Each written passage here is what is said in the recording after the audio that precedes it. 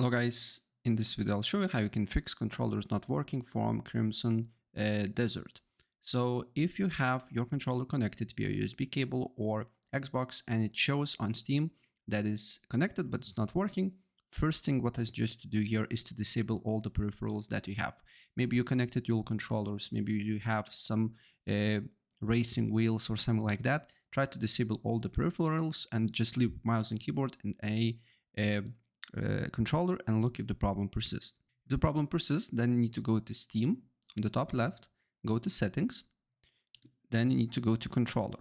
Then you need to press pair and manage, and here should be your controller options. So if you're using PS4, PS5 controller, make sure to it's enabled or enabled without support. If you're using, for example, Switch controller, enable this. If you're using generic controllers, enable this. And if you're using, as you can see here, Xbox controller, enable this. Then what is just to do here is to idle gamepad shutdown timeout. Make sure it's on never, because after 15 minutes, the controller will turn off. And you can close this.